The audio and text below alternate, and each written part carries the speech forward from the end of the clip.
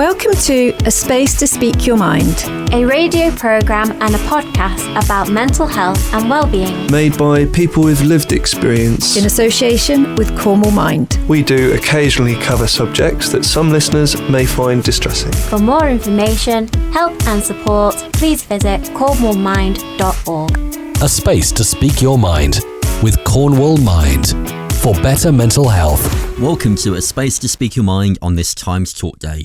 A day to talk about mental health. I'm Richard, and on the show today, I'll be speaking with Joly and also Ruth Koch from the Trussell Trust Food Bank, and I'll be talking with Shaun Flores about his experiences around Pure O and OCD. First, though, to find out more about Times Talk Day, I'm joined by Vicky Nash, who's the Associate Director of Policy Campaigns and Public Affairs at Mind. A Space to Speak Your Mind with Cornwall Mind. Times Talk Day is the nation's biggest conversation around mental health, with the aim to inspire millions of conversations across the country and encourage more people to talk about their mental health. It's run by Mind and Rethink Mental Illness in England and is delivered by partnership with the Co-op. And to find out more, I'm joined by Vicky Nash, who's the Associate Director of Policy Campaigns and Public Affairs at Mind. Good to have you on the show, Vicky. Lovely to be here. Thanks for having me. So how can Times Talk Day help the conversation around mental health? Well, it's really interesting that you asked this question. Time to Talk Day, as we know, is really important to make that time in the day to both listen and to speak about mental health. And we actually ran some polling with our colleagues at Rethink and the Co-op, and we were actually quite concerned by the research findings because we found that almost 20 million adults never speak about their mental health at all. Also worryingly, 8 in 10 are saying that the cost of living crisis is really affecting their mental health. And that's actually worse for people with existing mental health problems. That goes up to 94% who say they're worried about the cost of living crisis and how it's affecting their mental health. So what we're seeing is actually a lot of people aren't talking about mental health, and fewer people are expecting to be talking about mental health going forward. So despite that growth in mental health awareness, we know that stigma and a lack of support are continuing to stop people from speaking out about mental health. So that's why these podcasts and the work that you're doing is so important to make sure that we're having these conversations day in, day out. We're having conversations all the time and we're seeing so many more people coming forward. How's the picture nationally? Do you think things have changed in the last 12 months? It's been such a difficult time for us over the last 2 years. Do you think that's kind of helped us to talk about mental health more, or do you think it's making people a bit more reluctant? I think that when we think about what people have gone through for the last 12 months, and obviously that came on top of the last impact of the pandemic, which really affected people's ability to make space and to manage their mental health. What we're finding is actually people are having fewer conversations, and 50% of the people that we spoke to said that they were having fewer conversations because they didn't want to feel like they were burdening others with their problems, because everyone seems to be struggling right now in some way, shape or form. And so felt like that their problems, their concerns about their own mental health, they didn't want to bother other people about them because others have got other things to worry about. But we know that when we talk about our own mental health, that can really help us to understand what might be going on for us, but also to work out where we might want to seek help and what type of help we might need. So that's a really live concern at the moment. The other thing that we kind of picked up on was that lots of people are saying they actually can't afford anymore those social activities that help them stay mentally well, and others are having to work longer hours, which means they don't have the time to do the things they were doing beforehand. From the national picture, are you seeing Mind services being used more? And obviously within the local Minds, there are services that are available. Are you able to signpost them to the wellbeing services, and are they more willing to go to those more, do you think? Yeah, I mean, we've definitely seen at kind of a national level, and through the kind of information line that we run, the tail end of kind of last year, we'd seen a 40% increase in the number of people that were phoning out information lines, specifically with concerns around kind of the cost of living crisis, money, financial worries. And we know that that is kind of replicated across the board in other kind of mental health services. Saying that, we know that lots of our local minds are still very much open for business, still keen to speak to people. So I think they've also seen an increase in referrals coming through to them. And part of that problem is also the challenge of people trying to access help through kind of the NHS, which is becoming tougher with longer waiting times. The need for specialist services in particular have been really badly affected. So there's definitely people are still coming forward. They're definitely coming forward to us, and we would encourage them to reach out and seek help if people are worried about their mental health. Yeah, especially on this Times Talk Day, a really good day to start that conversation.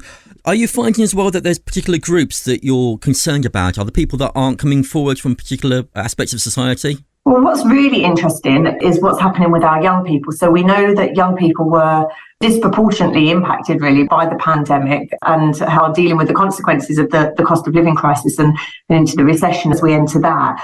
But what was really interesting when we looked at what young people had told us was young people in general talk a lot more about their mental health than the older generations. Almost kind of 3 in 5 under 25-year-olds make regular space to talk about their mental health at least once a week. That's compared to kind of just over a third of the general population.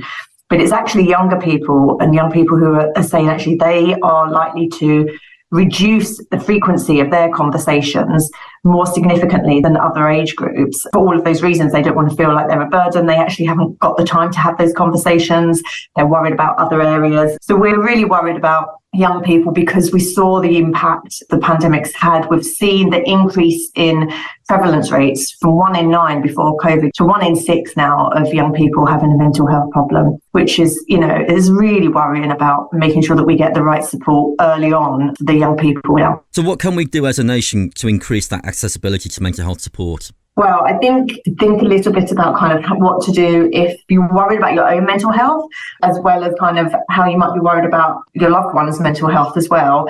The most important thing is to talk about it. If you're worried about your own mental health, find someone that you trust, who you can confide in. Practice what you want to say beforehand, whether that's saying something like, I don't feel I've been feeling myself lately, or I'm finding it really hard to cope at the moment, and be open. And if you're the person that's worried about a loved one, again, making the space and the time to ask the questions and to properly listen to what someone's saying. If you are worried about that you might be struggling with your mental health, you're not quite sure what's going on, then obviously you can visit Mind's website, mind.org.uk, or you can call our information line, and the number is on our website, so you can find all the information there. And that's a good first step to find out what might be going on for you, but it also signposts you to all the support up and down the country. So that's a good first step. And if you're really worried about your mental health, then please do go and visit your GP. So yeah, on Times Talk Day, you can go to the Mind's website and also here in Cornwall, also at cornwallmind.org for all the local information. But for now, Vicky Nash, Associate Director of Policy Campaigns and Public Affairs at Mind, thank you so much for being here on Times Talk Day. Thanks for having me. A space to speak your mind. So I'm here with Heimke, who is here for Times Talk Day at the St Austell Food Bank, and you're here from the Co-op, who are the partners for Times Talk Day. Can you tell me a little bit about your involvement? Hello, I'm Heimke. I'm a co-op member pioneer for St Austell, St Blaise and Parr. My role is to connect the community with co-op and also show what we are doing, how we can help. We are helping, as most people know, helping the food banks. Mind was one of the big charities, national charities for the co-op in the last year, so there's a really close connection to it. And so, we're trying to taking care a little bit on the community, and if they need something, like just picking up some leaflets, and we'll bring it out to the shops, to the manager, because they know their people. And if there's someone where they think they need help, they can hand over this brochure and say, there, you can help. So it's a little bit different than normal supermarkets. Yeah, and Times Talk Day, a day to talk about mental health. Are people coming to you to talk about their experiences around food poverty and the kind of experiences that they're having from day-to-day living? The shops are really involved in it because, sure, if there is food poverty, there's also food lifting. So there are thieves around because they need to do it, because they don't have anything. And to get in contact with these people also, to just be in front of the supermarkets and talk to people, and as well have this extra ear and maybe this extra knowledge. So all our co-op staff are aware of Mind, they are aware of the stuff we are doing around. We have the local courses where we're helping little community groups or bigger charities or CICs, and there are also a lot of CICs, charities and community groups involved who are taking care of mental health in different ways. If it's about dancing, if it's about swimming, if it's about gardening or whatever. So it's always this connection between the co-op and mental health and helping. Sure, it is a supermarket. They can't take care, they are not social workers, but they know their people and then they can help. And it's a community space and it's somewhere that people can come and have that open conversation, which is what we're encouraging today. Yeah, and just with the little shops. Yeah, like in St Blaise, there is a big co-op in St Blaise and the little one in Parr. but there's no other around. So it's always traveling to the next big supermarket. So they are buying a lot of stuff in their local community co-op. And so, as I said, they know each other and then they can help each other. But just if you are aware of it. And so that's one of the key things for the co-op as well, to really stay in the community, to be connected to the community and not be just a supermarket who don't take care, or just doing, it's a little bit tricky.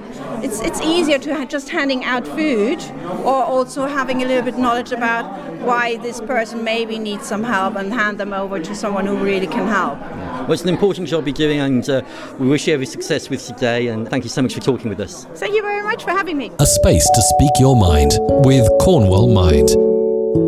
The impact of screen time is well documented, but what about those who face digital exclusion? In a recent survey, almost half of people admitted that if it wasn't for their mobile phone, they wouldn't have contact with anyone, whilst 57% admitted that without a digital connection, that their well-being would suffer. To find out more, I'm joined by Joly and also Ruth Koch from the Trussell Trust Food Bank. Good to have you both on the show. Hello, thank you. Lovely to be here. Ruth, can I start with you first? For Time to Talk Day, it's really important that people are connecting with others. From a mental health point of view and from what you see, how important is that?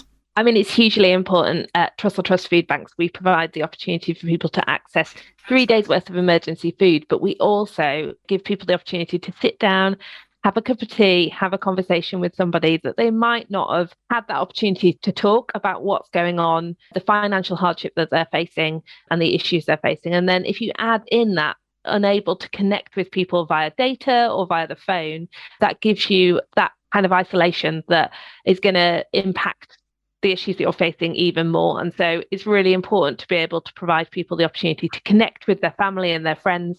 And if you don't have access to data, sometimes you're not able to do that. And Dom, you've experienced this over a weekend. You've tried without using your phone, without internet access. How was that for you? Well, I mean, obviously, a weekend's nothing in the broader scheme of things. So it's not exactly, in fact, a weekend off digitally disconnected for me, I'll be honest with you, was actually quite nice. It meant I sort of less battling with Twitter trolls. I wasn't constantly having my dopamine hit by looking at my phone. And, I actually got to meet my family, who turned out to be an incredibly nice bunch. I've learned their names and everything. It's been a real bonus for me.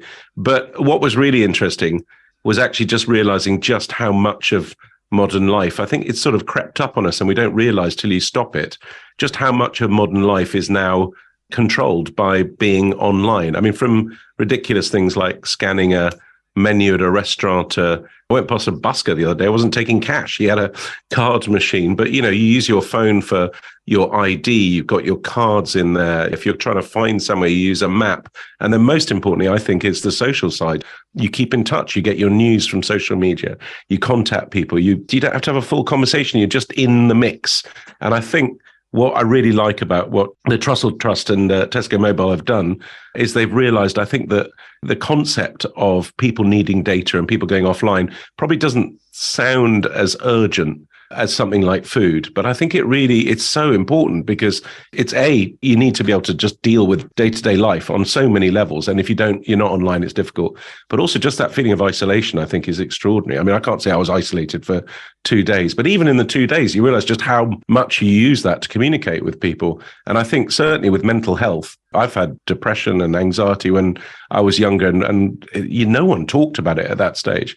And I think one of the great things now is that everyone, well, not everyone, but it's much easier to talk about it. It's much more open to talk about it. And one of those ways you can do that if you're feeling down is just contacting someone online. It's just vital. I mean, that's the thing with digital technology. I guess for people who have anxiety, it's very difficult to connect in the real world. So having that digital connection can sometimes help, but also that digital isolation also can take us away from the people that we need to be around. So, I mean, it's a double-edged sword really, isn't it? But I think for you, having that time off, we do need that detox sometimes, but also we do need to connect with people in any way we can. Yeah, I mean, it's very weird for me because it's not the first time I've digitally detoxed. I mean, I'm a celebrity and I was off everything for 20 days. That was like a total detox, from everything, alcohol, food, good company, because I was in there with Joly McKeith, of course, and online. So yeah, that was amazing. And then I've traveled to countries. I went to North Korea where your phone is confiscated for all the time you're there. And it's a double-edged sword, as you said, because it's actually quite nice not to be the slave to your phone, to your apps, to online.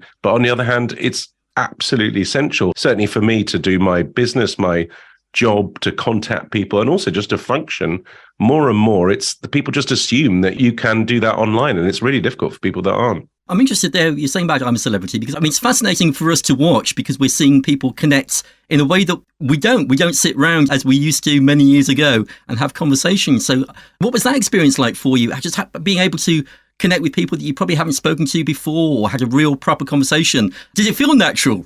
Well, yeah, it sort of did, but I'm a celebrity's double odd because not only are you having this opportunity of everyone kind of dualizes, don't they? Like they watch TV while they're watching their phone, or they talk to you and they're looking at their phone. I'm a Celeb, you didn't have that. So you did actually open up, because one of the big things you don't get about I'm a Celeb is you see an hour a day, but 23 hours a day, you're quite bored. So you do in the end have these incredibly long conversations. But it's not just conversations with strangers. I mean, I'm sitting there talking to Britt Eklund, who's married to Peter Sellers. This is totally insane. And then I'm just sleeping next to Sean Ryder from the Happy Mondays. So it's not a normal experience in any sense. So it was never boring, no. But some were better than others, let's put it that way. And Ruth, as John was pointing out earlier, we have to use our mobile phones for so much these days. I mean, for banking, where I am at the moment, we've had our local bank go, so there's no banks now on the local high street where I am. For GP surgeries, we're encouraged now to either make appointments through the phone rather than turning up on the doorstep. And then sometimes we don't actually get to see GPs because we have to have this digital interaction instead. So how do you find that from people you talk to? Yeah, the simplest thing of being able to try and find out the opening hours of somewhere, you would automatically go online and check. But if you don't have access to the internet, then you're reliant on either turning up or finding some out-of-date piece of paper. And so if you're experiencing financial hardship, there's a lot of systems that you need to navigate to get support, and it can be quite complex. And add in that not being able to access the internet, not having data, not being able to be connected. It makes it additionally complicated. You're going to new places that you maybe never been to before, that you need to find out where to go, and you can't use Google Maps, or you need to contact somebody online, email them, try and find an appointment, and you can't access that to do it. So it does become across food banks, we find people coming in and we're signposting them to other organisations, but it can be quite complex if there isn't that access to data. And so by having the Little Helps data bank connected with our food bank centres, that will make a huge difference to be able to connect people so that they can access additional support if they need it, or just, as you say, be able to make a GP appointment.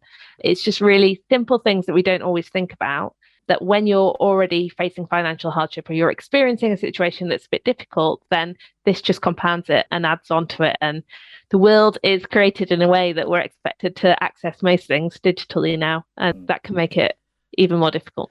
Especially for the elderly, for the disabled, for just people that just aren't into technology. Can you tell me a bit more about what the Trussell Trust are doing with this initiative that's launching at the moment? Yeah, so we have over 1,300 food bank centres across the UK. So we provide those 3 days worth of emergency food for people who are referred to a food bank. And most people who are referred to a food bank are facing financial hardship. They're not able to afford the essentials. And one of those essentials is connection. Just like bread or toothpaste, it's an essential nowadays. And so we provide the food, but we also try and provide wraparound support. So lots of different food banks might have somebody in their centre who is able to provide actual advice to help somebody with their financial situation, or we're able to signpost people to get a voucher to access money to be able to pay for your electric if you've run out.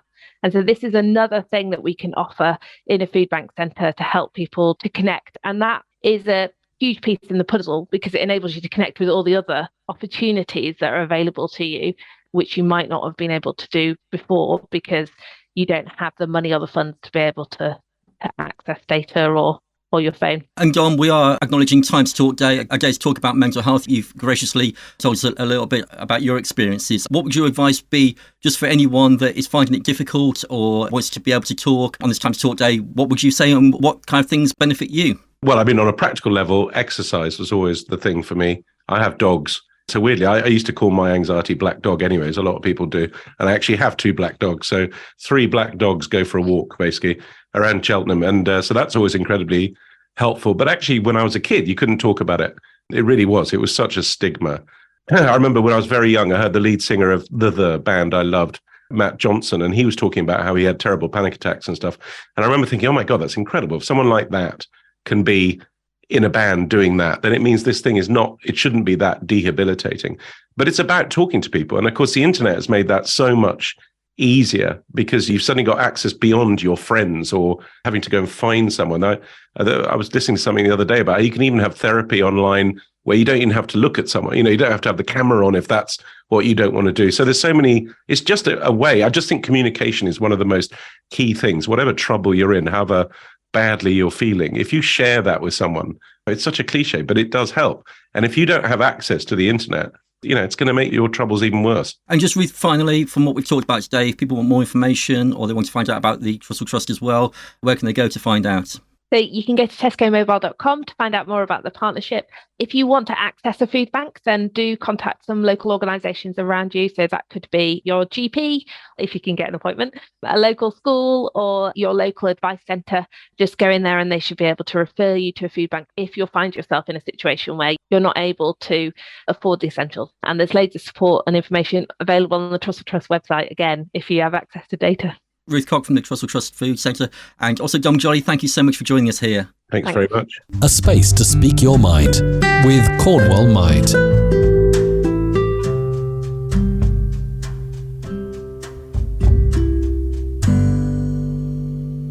It's a space to speak your mind, and it's time to talk day. So I'm welcoming to the show Shaun Flores. How are you doing, Shaun? Yes, man, I'm grateful and I'm happy to be here. You're doing fantastic work with your platform, so to have a chance to be able to speak my mind and to tell my story is one that I'm incredibly grateful for. So yeah, I'm ready to go. Well, tell me a bit about yourself. Let me find out about you. Yeah, how would I describe myself? So I'd say probably former model.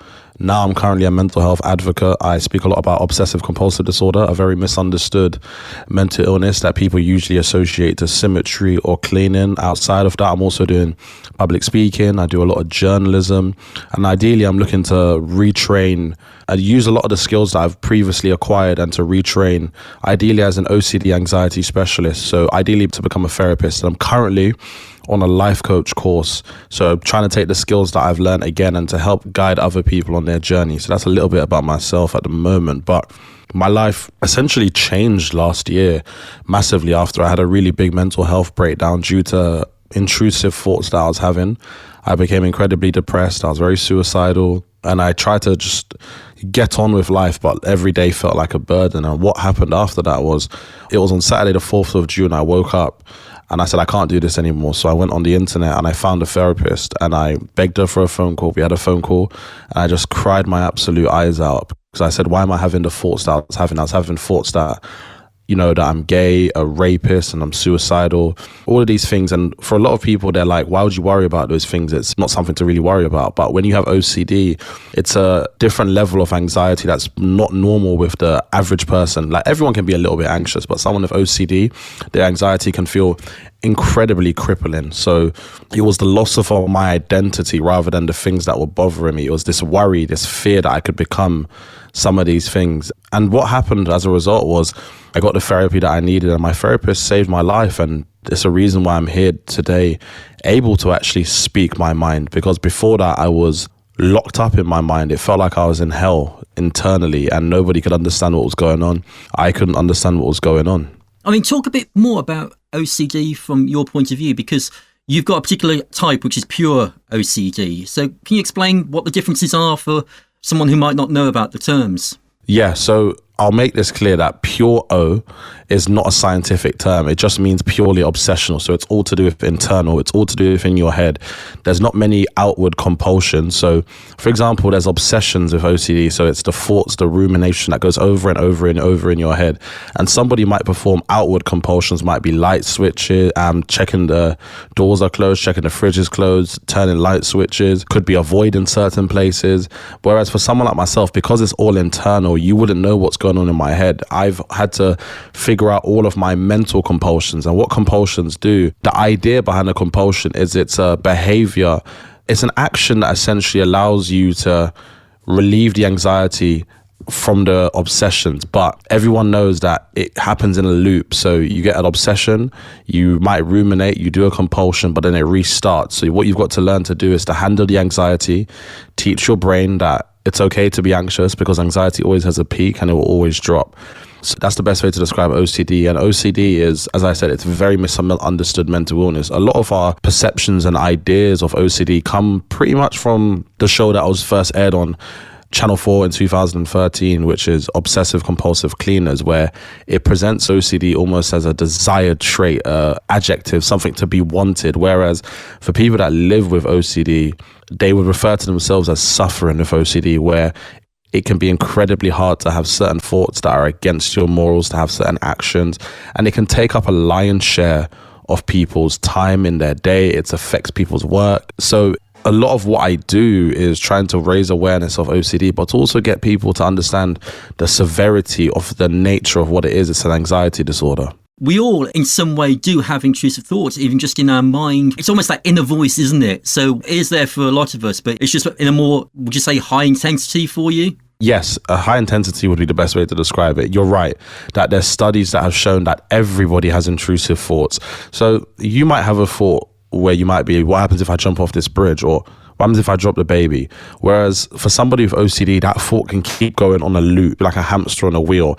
And because anxiety is essentially a learned behavior, you become very anxious and you're like, what does it say about me? There's something that's going on. I'm worried that I could be a threat. Something bad could happen. And OCD presents itself in various different themes. So my two main themes are sexual orientation, so the question of my sexuality, and also harm. So it's the worry that I might harm myself and harm other people, but I'm dealing with it a lot better. I manage it a lot better at the moment because I've got the right tools. So yeah, it's the best way to describe it. It's almost having intrusive thoughts on a loop. It's always worrying that something could happen. So the intensity of those thoughts, they come at a volume which most people can't ignore. They have to essentially learn how to ignore. And some people have to go on to antidepressants. Some people only need CBT ERP, which is very specific for OCD, which is cognitive behavioral therapy and exposure response prevention.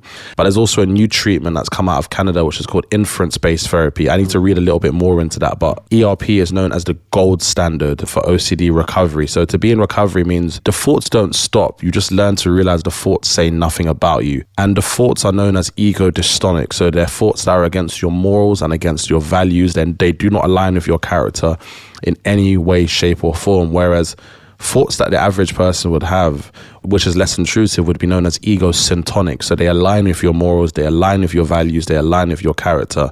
So yes, in many ways, it is at a greater intensity that we have intrusive thoughts.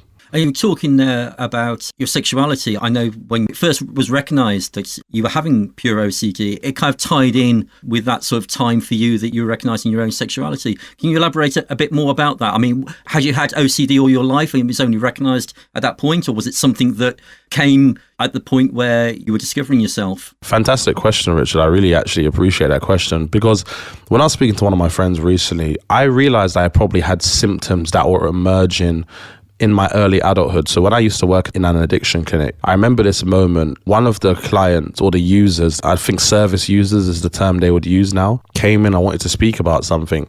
There was a young man who had committed suicide and he had hung himself. And I just remember having these constant intrusive thoughts of suicide. I remember I went home and I cried and I never returned to the clinic ever again because I was like, I can't handle it. I didn't know what was going on.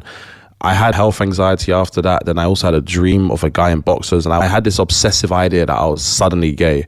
And probably in some parts it's an internalized homophobia, which is very natural within Christian fundamentalism, especially in the Caribbean and the culture I've grown up in. But for me, it was more so the collapse of my identity was the biggest issue. It was this idea that I woke up and I suddenly almost no longer knew who I was. I worried about everything. I kept looking for evidence. So one of the biggest things that people do with OCD is we try to look for evidence to prove that we're going to do or to act on these thoughts. And that's not the case. The fact you're anxious about the thoughts means more than likely or never, you will never ever act on these thoughts. It's not who you are. So I think I've had it for a long time, but I believe mine might have been triggered by other events that happen in life. But as I'm going further and further on my journey in therapy, I'm looking back and certain events are coming back up to me and popping back up and reminding me there were small moments where it did pop up, but I was completely unaware. It was only until I went to therapy and I learned, I was like, wow. So I probably have had it for a really, really long time. And I'm sure, Richard, yourself, you've seen a host of other mental illnesses being spoken about or disorders that people don't understand until they finally get the diagnosis. The diagnosis gives them some sort of clarity. On Time to Talk Day, we're encouraging people to talk, and especially people from different ethnicities, and you're talking there about religion. It can be so difficult for the cultures to talk openly, because there is a stigma still there, isn't there, in society? Massively, yeah. There's a really big stigma because of the relationship we have with medical institutions. There's quite often a distrust. And I think a lot of that has come from many medical practices, such as John Marion Sims, the founder of modern day gynecology, experimented on a black woman. He treated her as a pet in zoo. They raped her. They did many different obscene and inhumane acts to this woman. That's how they founded modern day gynecology. Then you have the Tuskegee syphilis experiment, where they injected 400 slaves with syphilis, and they could have cured these men easily, but they let them die for the sake of records and medical science. But the advances we've had in science, yes, have come at a grave cost to a lot of black bodies. But people, before, one of the answers people like to give me is, but that's in America. But what people don't realize is we've imported a lot of our culture from America in the UK. A lot of the movements that have happened in America have given flight essentially to a lot of the movements that have happened over here in the UK. And when Uncle Sam sneezes, the world catches a cold. I think we almost herald America as this standard that we hold ourselves to throughout the world. Whereas I think a lot of cultures now are starting to break off the coattails of which they operate from. And I think East Asia is a great example. Korea, China, they're breaking away from the US. And I think other cultures are finally starting to explore. But religion also plays a really big part. If you come from a religious community, you're more likely to have religious OCD. And for people who don't understand what religious OCD is, religious OCD is, for example, the fear you might be going to hell, or it's otherwise known as scrupulosity OCD. The fear you might be going to hell. You might excessively pray. You might excessively ask your religious leader or people as part of your community, does God love me? And why is this happening? Why is that happening? It's the obsessive thoughts and the behaviors around it to alleviate the compulsion. So you might go to church more than you need to. You might go to the mosque more than you need to. So a lot of the work I'm trying to do is to open up those conversations in spaces that we wouldn't ordinarily be able to have those conversations. And I grew up Seventh-day Adventist, which is a denomination of Christianity, which many people don't like to admit. But what I found really interesting was when I shared some of my stories with some of the people in the church, there's a lot of antiquated, outdated views, which were able to continue because at the time when people from my culture came to the UK, they needed something to believe in. And religion was almost a thing that was not tangible. It was intangible, but it allowed them to believe in a world bigger than themselves. And we know as a result of colonization and slavery, which is quite a contentious topic in today's society, religion was the cornerstone and the bedrock of the societies in which we lived in. It was the only thing that provided hope in such obscene, hard times. And there's a reason why it remains a cultural bastion right now within many ethnic minority communities. But as I said, the church has had many outdated views, and I believe it's people from my generation and the younger generation who are now finally starting to challenge the church, because at times religious dogma can really trap people in a sense of they don't know who they can speak to from their religious community. And I'll give you an example. When I shared some of my OCD story, there was a young lady that I know personally and I've worked with, and she said it could be demons being put into my head. I didn't take it offensively because I knew she was trying to help me. I knew she wanted to try and do what she thought was the best thing. And I had to explain to her it's a disorder of the brain. There's an issue with the brain. It's not anything to do with demons. But who am I to debate her belief? But a lot of what I'm also doing within religion is I'm trying to show people that secular treatment triumphs over religious dogma. So the scientific proof and the treatment and the validity and the reliability of CBT-ERP in terms of combating OCD can give people back their lives, and it can change their relationship with how they see God. So this is a lot of the work that I'm doing because there's many layers to it, many facets that people really don't realize. In talking about the therapy that you've had and with CBT, in a lot of these cases, it is learning to live with what you have, isn't it? It's not necessarily getting rid of what you experience, but how you manage that. So can you explain a little bit about that journey? Yeah, so one of the biggest things that happen typically when people are diagnosed with OCD and they go to therapy, I've been guilty of this too, where you just go, I want to get rid of the thoughts. I don't want the thoughts anymore. But that's the issue. You're trying to fight something that you cannot change. Your brain is a wonderful machine. It creates many elaborate stories. That's what the brain is supposed to do. The mind does everything you can imagine. The mind creates fantastical concoctions every single day of our lives. But one thing you have to learn not to do with OCD is to buy into every single story. So the way I manage my OCD is I don't buy into the story that the thoughts try to tell me. I do a lot of gratitude journaling. I continue with my exercise. I practice my mindfulness. I practice meditation. But also one thing that's really helped me in my recovery with OCD has been telling my story.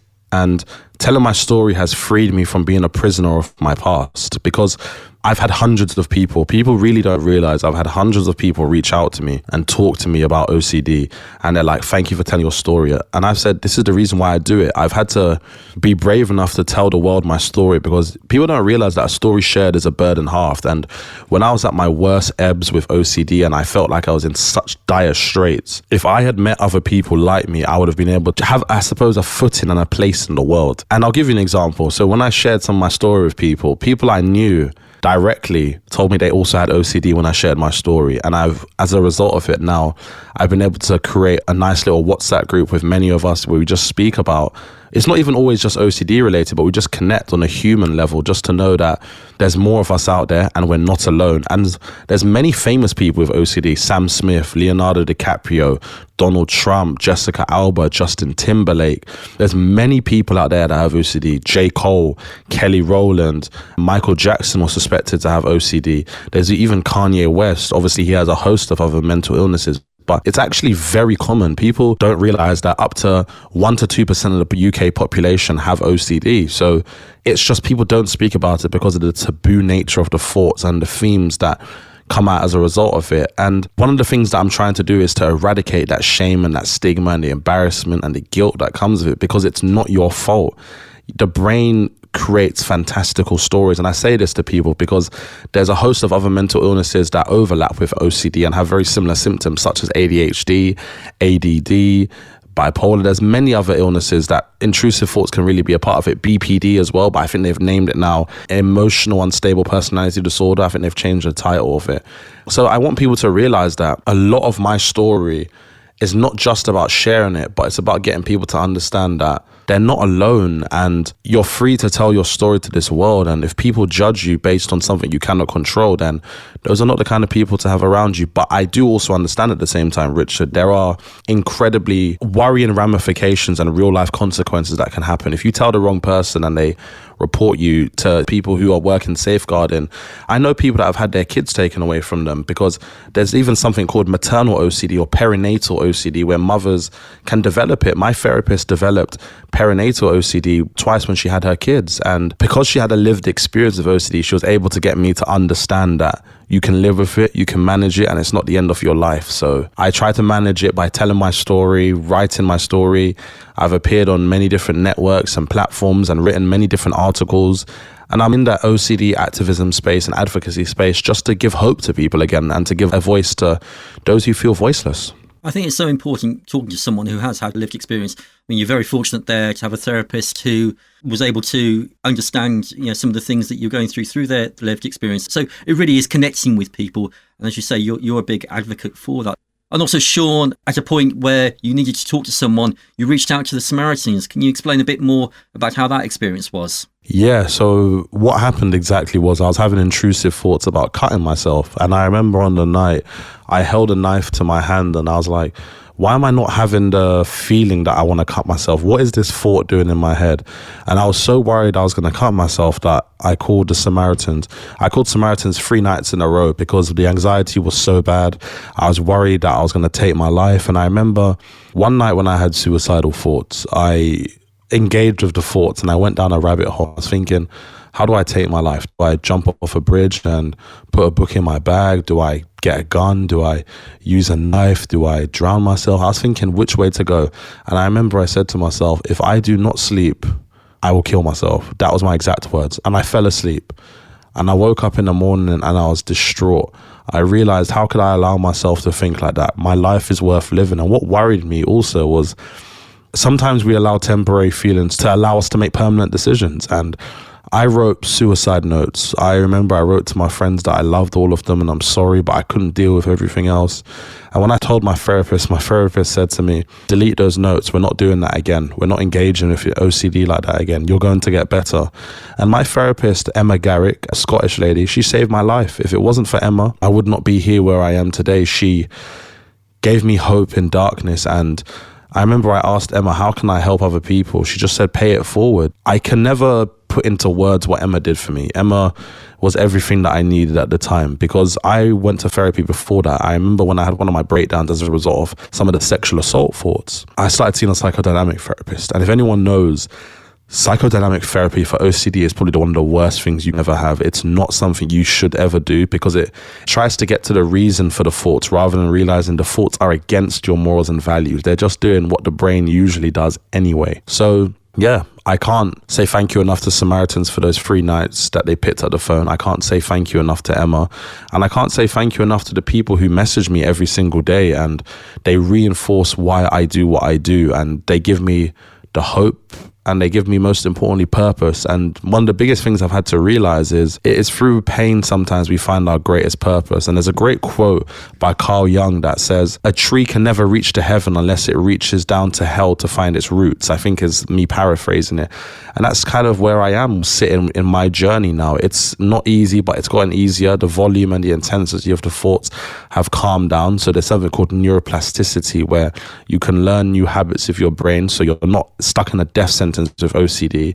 So that's something to really remember. And if you've got any other mental illnesses and mental disorders out there, take your life back because you can. My DMs, so my private messages, you can find me all over social media at the Shaun Flores. I'll put it all in your show notes. You can find me and I'm open to having a conversation. I want people to never be afraid to speak their story and to tell your story. Just explain a few other ways you're going about that, other ways that people can find out more about the work that you're doing. People can reach out to me. My DMs are absolutely open. I've met up with people who have messaged me because I want people to know that you're just not alone with it. I've made some incredible friends as a result of me telling my story. So I wrote recently an article on why we need more ethnic minorities in clinical trials with OCD. I'm technically coming towards the end of a trial with Imperial College London where we've been testing out magic mushrooms. So the psychedelic property in mushrooms is known as psilocybin. So we're assessing whether it has therapeutic capabilities for OCD, which has been proven in a 2006 Harvard study. So I'm on that trial. I'm going to be also on a trial with UCL next, looking at creating an OCD toolkit and education for those that live with OCD. I'm also going to be writing a new article on the early intervention because there's research now that has shown that OCD is a progressive disorder and it's not impossible to recover from, but the earlier you catch it, the better.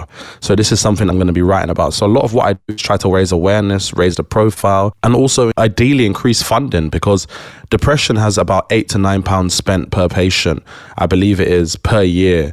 Whereas when you look at OCD, only 89p is spent per person per year. Yet 1 in 50 people, if I remember correctly, potentially have OCD. And there's also the undiagnosed. There's hidden populations of OCD, such as the Black community and other ethnic minority communities that are hidden with OCD. They don't speak about it. So I'm trying to really bring to shore and use the wave that I've created to wash up new populations, to get them to come forward and to talk about it, because we don't all experience the same challenges. You're right, all our lived experiences are very different. And this is why I'm hoping to become a therapist, because first of all, 80% of therapists in the UK are women and only 20% are men. We have a dire need for more male therapists, and I think it could potentially change the tide with male suicide being another really big issue. And I was saying this to someone else that I know, that I wonder how many men we've lost to suicide as a result of OCD. I wonder how many times these men have not spoken about their OCD. I know people that have committed suicide as a result of their OCD and are deeply depressed. It's not a joke, and it's not something that people really can comprehend until somebody like myself. I'm aware of how privileged and how lucky I am to be able to speak about my recovery in such a way. But I'm trying to do this to inspire people, and I'm hoping ideally to curate my 3rd TED Talk. So I've delivered 2 before. I delivered one on the education system. The second one was on the straitjacket of masculinity. So I was speaking about my story and how when my father died on Christmas Day, it was probably one of the most profound traumas in my life, and it shaped me massively in becoming the person I wanted to be, and how quite often at times with masculinity, I don't think masculinity in and of itself is negative. I think hegemonic masculinity is the issue, because weak men are more worrying than strong men. I believe a strong man who's in touch with his masculinity understands the power, and with great power comes great responsibility. Uncle Ben once told Peter Parker in Spider-Man, one of my most favorite quotes. But I'm hoping to develop a TED Talk on that as well at some point. So that's another really exciting plan. I'm putting together a speaking tour document because I want to speak to higher education institutions and just get more people to understand mental health and just how important it is. I know that mental health is a really popular conversation right now, but I'm trying to break the trend I don't want it to be something that's trending and then it ends in a year or two. I want this to be something we continuously work on, because I took my mental health for granted. And I've realized mental health is like the gym. You've got to keep taking care of your mind and keep doing what's important. And it's so good that from such a dark place that you're now able to help other people, and such an amazing thing you do. So thank you so much for talking with us today on this Times Talk Day. It's been really enlightening, and we will put those show notes that you've given us on our podcast page so people can access the information that you've given us. Thank you so much, Richard, for giving me a chance to tell my story. Most importantly, the work that you're doing doesn't go underappreciated. I'm hoping this will really help people's lives, most importantly. So thank you. Shaun Flores, thank you so much for being on the Space to Speak Your Mind. If you missed anything on today's show, you can download the podcast right now on Apple Podcasts, Google Podcasts, Spotify, and now Amazon Podcasts, and tune in. For more support and more information for better mental health, visit cornwallmind.org or call the Mind Helpline during office hours on 0300 123 3393. There is a new 24/7 local urgent mental health response phone line. It's free to access by anyone, any age on 0800 038 5300. And call the Samaritans anytime for free on 116 123. If you'd like to be a part of the show, you can get in contact. Just email aspacetospeakyourmind@gmail.com. Or you can also follow us on Twitter or like us on Facebook.